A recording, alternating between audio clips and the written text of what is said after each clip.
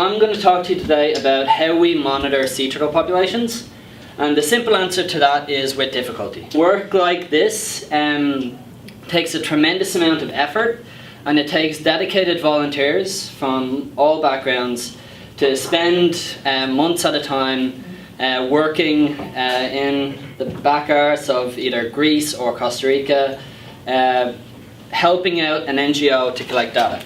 The focus of what I'm going to talk about today is what information can we get on the life history of sea turtles by going to foraging grounds.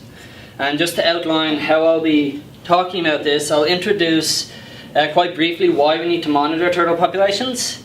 Then I'll talk about some basics of biology just to keep everyone up to date. And then we'll go into what I was doing in Greece with loggerheads.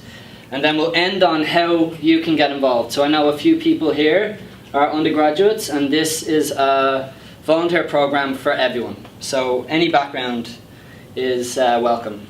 The qualities in sea turtles that make them quite easy to monitor also made them really easy to harvest. Sea turtles, especially females, well, only females, are tied to foraging grounds. So that means that ancient mariners and indigenous communities would harvest females as they emerged to nest. And this exploitation happened globally, and to a point where every species now is threatened with different levels of endangerment. By monitoring turtle populations, we're able to assess if the population is increasing or decreasing. We can identify novel threats as well as old threats. For example, a big one now is plastic and bycatch. And we can also identify, because turtles sit on top of their trophic levels, if they are fulfilling their ecological role.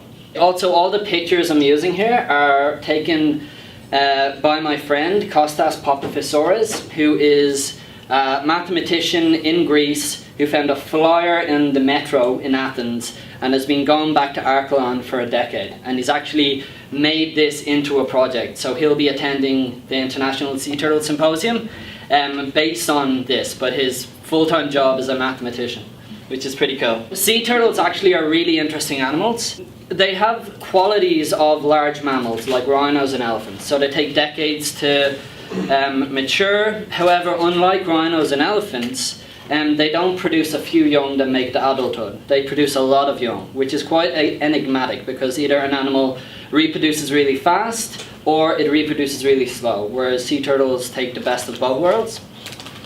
They also will lay about 5 clutches within each reproductive season of 80 to 100 eggs in 14-day intervals. And because they don't nest every single year, this means it's very difficult to gauge population trends from looking at 1 year. It's only a snapshot of a small subset of the total population. Where do we go from here? Well, we know 2 important things about sea turtles. We know where they reproduce, which are nesting beaches, but we also know where they feed, and this is going to be the focus of what I'm talking about today.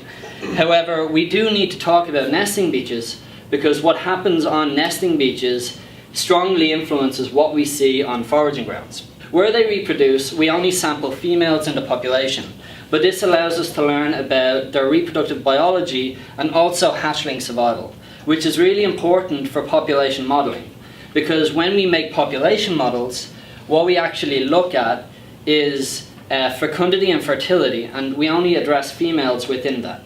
One of the areas, and what do I mean by what happens on foraging grounds strongly influences what happens, or on nesting beaches influences what happens on foraging grounds? Well, what I mean by this is sex determination. After about 60 days, a female, the eggs will hatch, and females will turtles will emerge from the nest and make their way to the sea. However, the environment in which these eggs incubate affects not only their survival, but it determines their sex. So unlike you or I, where we have genetic determination, in sea turtles it's environmental. So what does that mean? So what temperatures produce males, what temperatures produce females? Well, what we see globally is as temperatures increase, we're seeing an overall bias in females in the population. But this isn't all females or all males. It's a continuum, so it's different levels of females and different levels of males. Again, in order to address this, or are we seeing what we expect to see, we need to look at foraging grounds.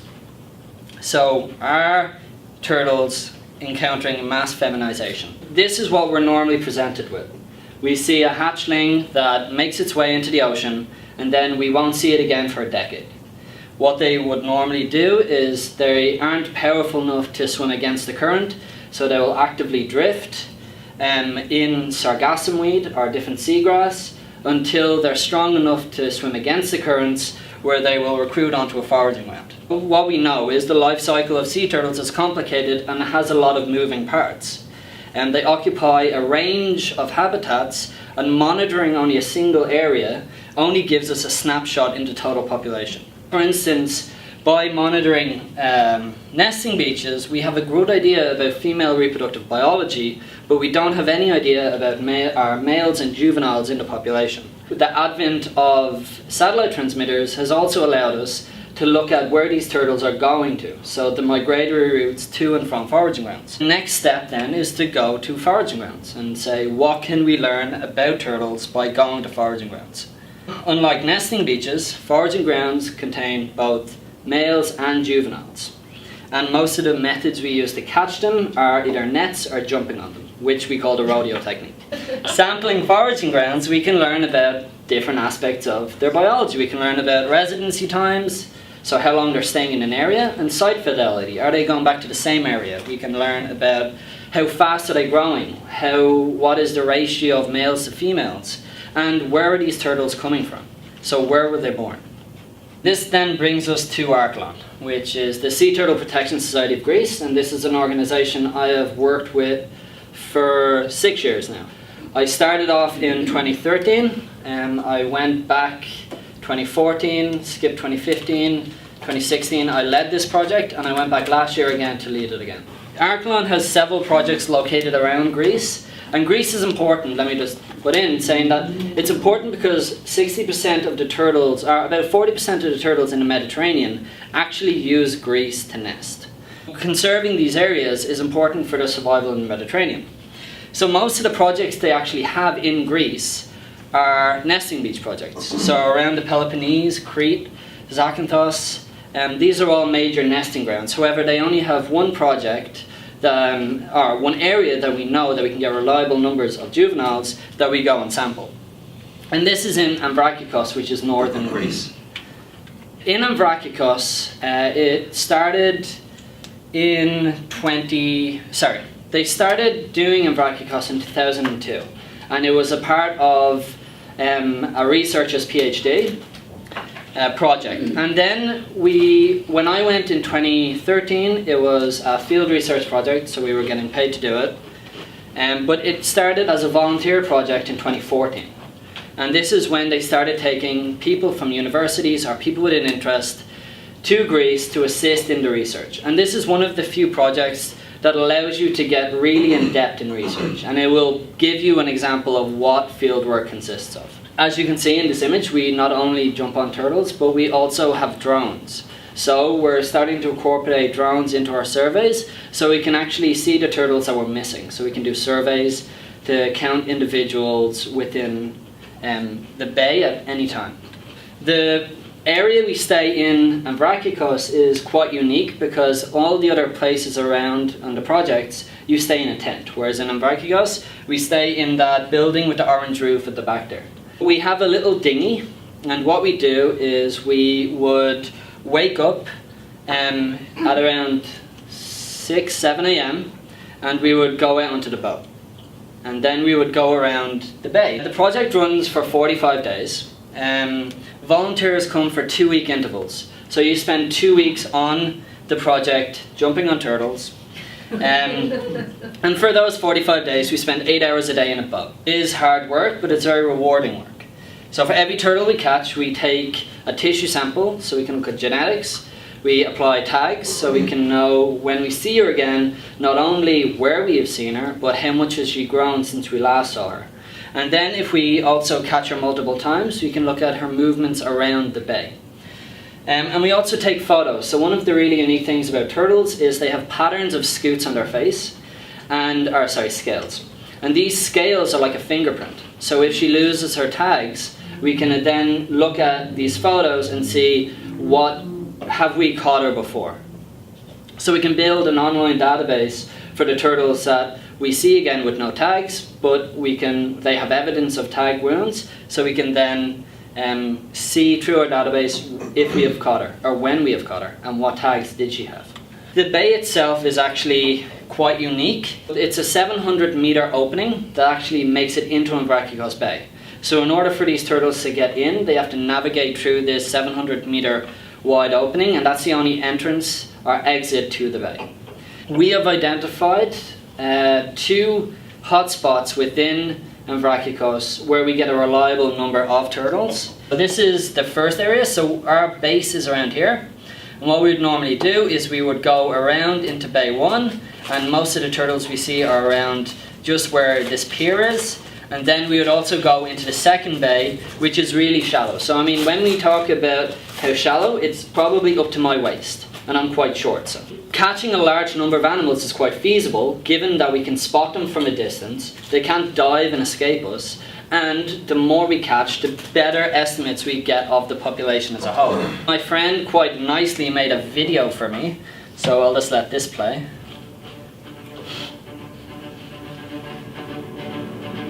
But this is just the work we do.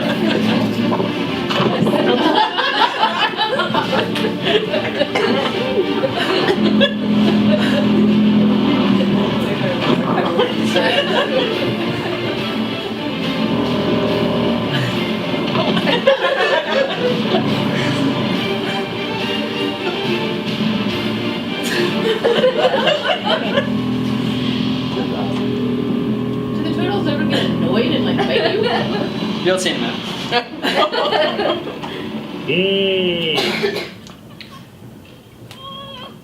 So, welcome to Amvrakikos! This is a beautiful loggerhead sea turtle that we've just caught, and we're working under... Does not look happy. So what we do is we chase these little guys around. Ooh, that was close. And we catch them, and then we take tissue samples, we measure them, and we also put in tags. So this tag is essentially her name, and she will always be Y6110. You can see the methods we use are quite invasive. However, in order to understand what's actually happening with the population, we need to understand what for example, from this research we know that this is the main area in Greece that we know of that is very abundant foraging ground. So we know from the numbers we're getting that this area needs to be protected. So there is a reason for our craziness. So just going through what we actually found from this year. So like I said, what we can understand from the population is residency times, sex ratios, different population parameters that we would never understand if we didn't go to these places. This year was one of the best, the best year we've ever had. So last year we caught 399 turtles, and I wasn't okay with that. So I went back this year and we caught 422. Most of the turtles we're seeing is new, which is really interesting because within a single season, we'll catch individuals multiple times. However, between seasons, I'll show you in the next slide, you'll see that most of the individuals we're catching are new individuals without any evidence of tagging. However, with the old turtles, or the turtles with tags that we've seen from previous years, what we can do with them is we can look at growth rates, we can see how much they've moved from the last time we've caught them, and then recaptures are turtles that we've seen within the same season. If we catch an individual multiple times, and with that information we can look at fine scale movement around the bay. One of the interesting things we found this year that we've never seen before is we've caught 2 turtles with Italian tags. So these individuals, one was released, both were released from a rescue center in Italy, and they weren't seen for a few years, and then we saw them again in Amvrakikos. So this shows the connectivity of the different loggerhead populations in the Mediterranean. And it shows the emigration and immigration of individuals from one site to another. And I'll show you later on what we can do with the genetic information to not only look at where individuals are coming from, but what are the most important nesting beaches that contribute to Amvrakikos. Also, one of the unfortunate things we do encounter is injuries. So we encountered one random turtle floating that we brought to the rescue centre, and it made a full recovery and we were able to release her. However, we did get one turtle with a head injury, and then 3 turtles with fishing line entanglement. One of them had tuna hooks inserted into her flippers, which we were able to remove and release. However, two of them had actually ingested the line. And what actually happens is when fishing line goes through the stomach, the intestine folds in on itself like a telescope. So we can't release that animal, so we brought them both to the rescue centre so they could have surgery. And then the last thing is a head injury. And what normally happens with head injuries is people don't want to admit that they've extinguished their own fish populations. So what they see is turtles and they don't see any fish anymore, so they say the turtles are eating their fish or the turtles are breaking their nets. And what would normally happen in that situation is they would hit them on the head with a hammer and throw them back in for us to see. So most of the turtles we'll actually see in the rescue centre are from head injuries. And this is simply a lack of education. And it's easy to demean these people, but you have to understand that this is also their livelihood, and the only way to really change that is to talk to them and see their point of view, and then explain to them the importance of having a healthy sea turtle population, not only for their fish because they maintain foraging grounds, but also for the ecosystem as a whole. From previous years, we normally see this trend where the majority of turtles we see from previous years are from the preceding year. So about 20% of the turtles we saw were from 2017, with most of our individuals being new. Based on this information, what you can do is actually a really beautiful population model. I don't have it here, but it takes into account the number of individuals within a population that have tags, the number of new turtles we see, and the number of turtles that had tags that we see. Even with the numbers we have, we're nowhere near. And this isn't a closed population. This has recruitment onto it. So a turtle, like I said, we won't see it for a decade. So when we do see it, there's already turtles in the ocean that will eventually recruit in. This explains where we caught from previous seasons, but what about the gender ratio from previous seasons? So that really comes into how do we actually determine sex. And sea turtle sex, they don't actually display secondary sexual characteristics until they're between 60 and 70 centimeters in size. So when we look at a hatchling, there's no method to actually sex that individual unless we open it up and look at its gonad, but we don't want to do that. So with males, they have a longer tail, which makes sense because that needs to hook under the female for them to actually mate. And with females, they have quite a small tail.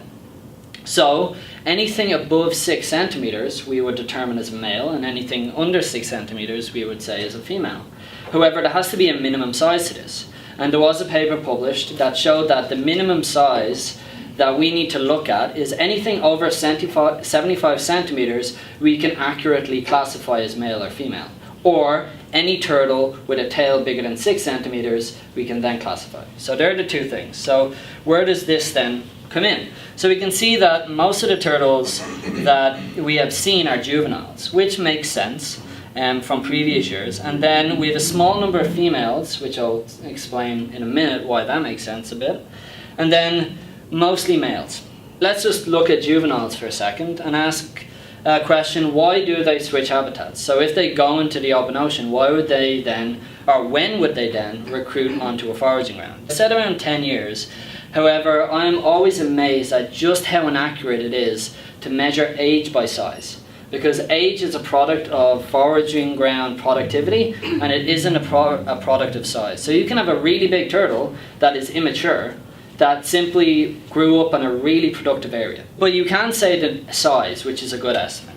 And we can give, like with our transition from males to females, a good probability that as they get bigger, their chances of recruiting onto a foraging ground also increases until it reaches an asymptote, and then they won't remain in the oceanic realm anymore because the food isn't as productive, which makes sense of why do they switch. And when they get bigger, obviously bite force scales with size. So when they reach a certain size, they can stop feeding on pelagic, soft-bodied animals and start feeding on crustaceans, crabs, and then when they're big enough, conch. This ontogenetic shift period resembles what we see with the turtles that we're looking at in Amvrakikos, with the majority of turtles being between 40 and 60 centimeters. So what SCL here means is simply straight carapace length. So the straight length from the top of the shell to the bottom of the shell. The larger they get, the greater the bite force. Like everything, there are still threats. Like I said, one of the turtles, the top left, has a tuna hook in her flipper. We were able to remove this and release her. However, some of the other individuals, the middle and bottom left, we need to descend to the foraging ground. And sea turtles amaze me in their hardiness. So this individual that has a very serious head injury is still alive, and she is still fighting, and we sent her to the rescue center, and from what we know, she's still alive. It takes a lot to actually kill them. But this again could be a survivorship bias. We're only seeing the ones that have head injuries that live because the rest of them die. And I would like to just end with thanking the people in Arklon that helped me out, so especially Alan Rees and Dimitri Margatoulos, and then all the field assistants who contributed to the research, and my funding agencies, so Arklon and the Centre for European Studies at University of Florida. Thank you. I'll take any questions.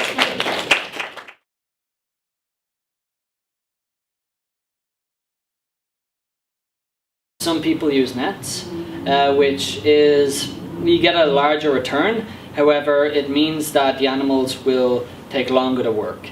So the key to what we do is we catch a turtle, and within 15 minutes of catching that animal, we have it released back into the water. So we take a few shots, we collect all our data, and then we have it back swimming around. We do try not to catch the same individual twice in a row. However, sometimes that does happen, because she will go like this and we're like, oh, another turtle.